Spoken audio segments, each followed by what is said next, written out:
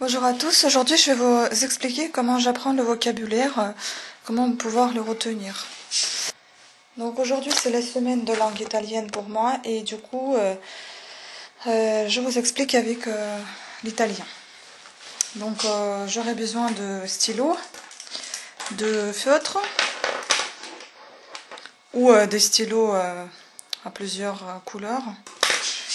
Donc j'aurai besoin, vous pouvez utiliser soit un petit carnet, soit si vous n'avez pas de carnet, vous pouvez utiliser des petites fiches découpées avant, ou bien vous pouvez utiliser les petits blocs-notes fiches que j'ai fabriqués moi-même avec un vieux cahier que vous pouvez voir sur une autre vidéo. Donc voilà, moi je vais utiliser ces petites fiches là et on va y inscrire le vocabulaire. Donc le technique est simple, j'avais un petit bloc-notes comme ça, donc je vais vous montrer, c'est avec les mots français. Donc ici, en fait j'ai marqué les mots que je comprenais pas et que j'entendais assez régulièrement. Donc je les mettais en français et je les traduisais en russe, puisque je suis russophone. Donc vous pouvez faire ça, pareil.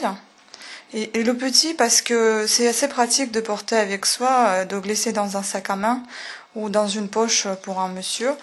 Donc comme ça, vous avez avec vous quand vous avez un peu de temps dans le transport en commun ou tout simplement si vous êtes en pause pendant votre travail, pendant la pause, vous pouvez feuilleter un petit peu votre petit bloc-notes qui prendra pas beaucoup de place dans vos poches ou dans votre sac.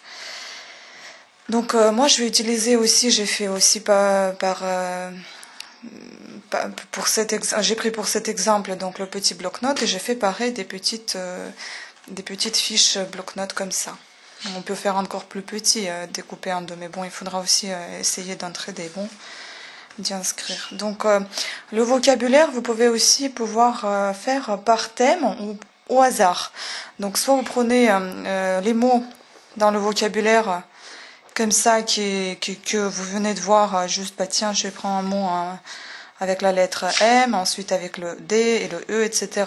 Ou bien vous prenez par thème que je trouve plus chouette au début parce que bon c'est assez difficile de prendre des mots comme ça au hasard, quand on va un petit peu plus loin c'est peut-être mieux.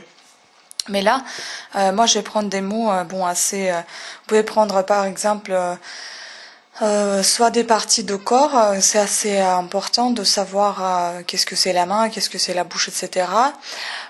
Ou bien vous prenez des animaux, ou bien vous prenez des chiffres aussi, c'est très important. Ou vous prenez des couleurs. Bon bah moi aujourd'hui j'ai une tête à couleur, donc je vais prendre des couleurs et je vais noter. Donc je vais avoir mon petit carnet avec des couleurs par exemple, ensuite l'autre avec des chiffres, troisième avec des parties de corps, quatrième avec les animaux, etc., etc. Ou bien je pourrais en mettre plusieurs thèmes par carnet. Donc je vous conseille de faire pareil. Donc moi je vais utiliser celui-ci pour noter les couleurs. Donc le mieux c'est de commencer peut-être avec les mots en français. Donc on note. Soit si vous n'avez pas de stylo à couleur et vous avez des feutres, vous pouvez marquer tout avec la même couleur et puis ensuite souligner avec des couleurs différentes. Par exemple, vous marquez en français et vous le soulignez en français, comme ça vous voyez que c'est en français, et l'autre côté ça serait juste au stylo. Et puis aussi vous pouvez écrire la transcription si c'est nécessaire pour vous, si vous ne savez pas comment le mot s'écrit, pour ne pas être embêté quand on est loin de chez soi et ne pas pouvoir voir sur internet la prononciation d'un tel ou tel mot.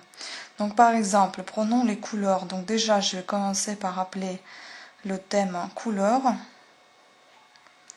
Donc en italien, je vais marquer colori, je crois. Donc, ensuite, je vais commencer par le blanc, par exemple. Donc on peut écrire tous les mots blanc, beige. Vous pouvez écrire dans le sens de l'alphabet ou bien ce qui vous vient comme ça en tête. Blanc, beige, gris, noir, jaune, rouge. Donc là, je vais souligner tout ça.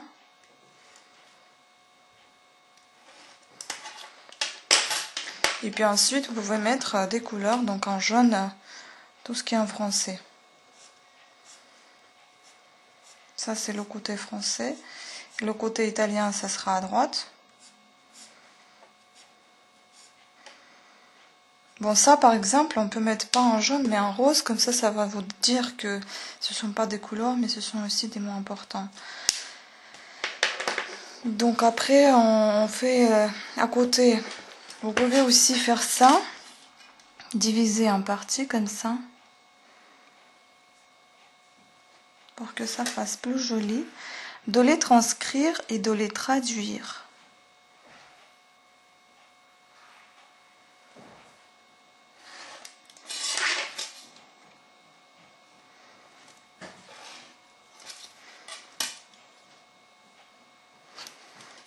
Voilà. Et donc là, il y aura, on peut dire comme ça, le mot.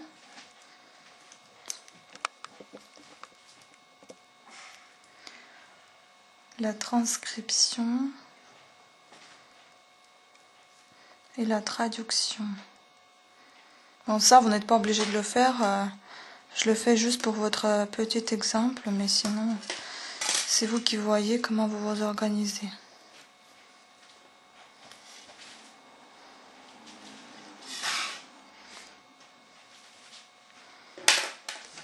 Et là, on fait la traduction des mots.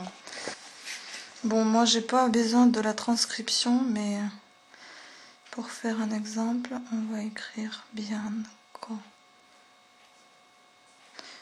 beige,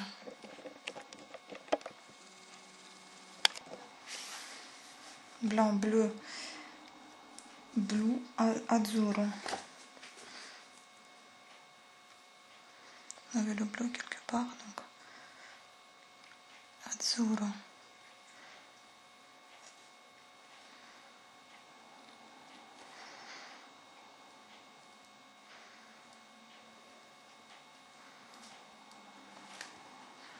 Je ne sais pas si j'écris bien la transcription, mais pour moi c'est compréhensible.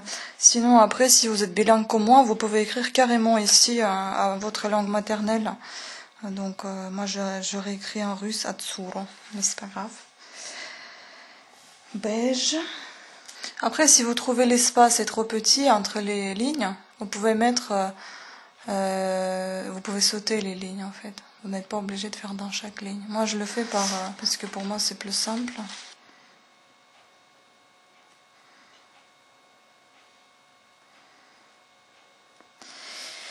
Et maintenant, on écrit donc les adjectifs clairs et foncés. Chiaro, luminoso. Et il peut y avoir deux mots. Foncé. Scuro.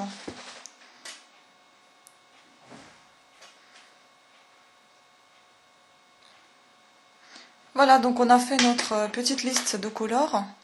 Maintenant, vous pouvez le prendre avec vous et apprendre tranquillement les mots qui sont inscrits. Et petit à petit, vous pouvez y rajouter d'autres mots.